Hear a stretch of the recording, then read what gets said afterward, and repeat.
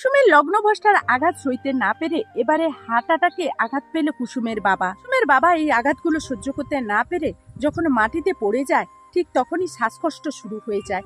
আর তখনই কুসুম ছুটে গিয়ে বলতে থাকে, বাবা তোমার কি হয়েছে, তুমি এইরকম করছো কেন, তুমি এরকম করে শ্বাসকষ্ট করছো কেন, তোমার কি কষ্ট হচ্ছে বলো বাবা, আমার যেখানে যাওয়ার কথা ছিল সেখানে তুমি কেন চলে যাবে বাবা। অন্যদিকে এই সব কথা বলতে বলতে কুসুমের বাবা যখন অজ্ঞান হয়ে পড়ে যায় তখনই ঈশান বলতে থাকে, কি ব্যাপার কাকুমনির কি হলো।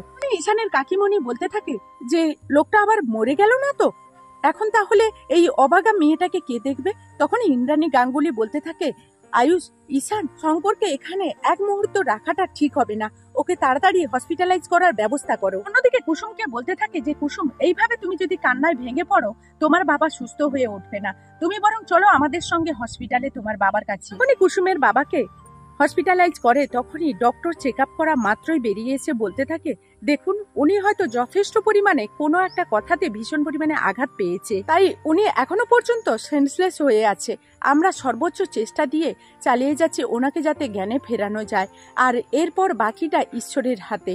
ঈশ্বর যদি চায় ওনাকে ফেরাতে পারবো, না হলে এরপর আমরা আর কিছু বলতে পারবো না, আমরা আমাদের সর্বোচ্চ চেষ্টা দিয়ে ট্রাই করছি। তখনই আয়ুষ বলতে থাকে, আচ্ছা ডক্টর আপনাদের কি মনে হয় বলুন তো, উনি কি আদৌ নিজে থেকে সাড়া দেবে। তখনই ডক্টর বলতে থাকে, আমরা কোনো রকম কোনো রেসপন্স ওনার কাছ থেকে পাচ্ছি না। এই কথা বলে ডক্টররা যখন ওখান থেকে চলে যায় ঠিক তখনই কুসুম বলতে থাকে যে আমি জানতাম আমার বাবার এইরকম একটা ক্ষতি হবে, কারণ আমার বাবা আমার কোনো ক্ষতি হোক সেটা কখনোই চায় না। আমার এত বড় ক্ষতিটা যে হয়ে গেছে এটা আমার বাবা নিজেকে দায়ী করে আজকে নিজেকে মৃত্যুর মুখে ঠেলে দিয়েছে, তাই আমি চাই না আমার বাবা আমার জন্য কিছু হয়ে যায়। তাই আমার মতো মেয়ের বেঁচে থাকার কি দরকার আছে বলতো, আমি আর এই পৃথিবীতে বেঁচে থাকতে চাই না। মানে কুসুমের ছোট ভাই বলতে থাকে, দিদি তোরা সবাই চলে যা, শুধু আমি একা থেকে যাই, তুই একটা কাজ কর না, বরং বিষ কিনে নিয়ে আয় এক বোতল, তুই আর আমি দুজনে বরং খেয়ে নিই। তখনই ইন্দ্রাণী গাঙ্গুলি বলতে থাকে, কুসুম তোমার কি মাথা খারাপ হয়ে গেছে, ডক্টররা তো তার নিজেদের মতো করে চেষ্টা করছে, তুমি এরকম ভুলভাল বকছো কেন বলো তো। ওদিকে আয়ুষ যখন ডক্টরের সঙ্গে আলাদা করে কথা বলে তখনই আয়ুষ ডক্টরকে জিজ্ঞেস করতে থাকে, আচ্ছা ডক্টর আপনার কি মনে হয় শঙ্কর কাকার এই সকল কিছু কি করে ঘটলো। তখনই ডক্টর বলতে থাকে,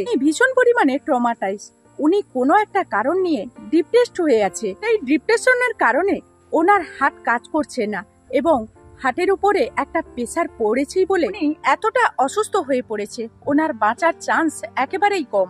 একটাই রাস্তা আছে, উনি যেটা চায় সেটা যদি ওনার সামনে করা যায় তাহলে সেটার আশ্বাসে উনি যদি একটু স্বস্তি বোধ করে আর সেটা থেকে সুস্থ হয়ে ফিরতে চায় তাহলে হয়তো ওনাকে বাঁচানো যাবে, না হলে ওনাকে বাঁচানো যাবে না। উনি কি সেন্সে আসছে।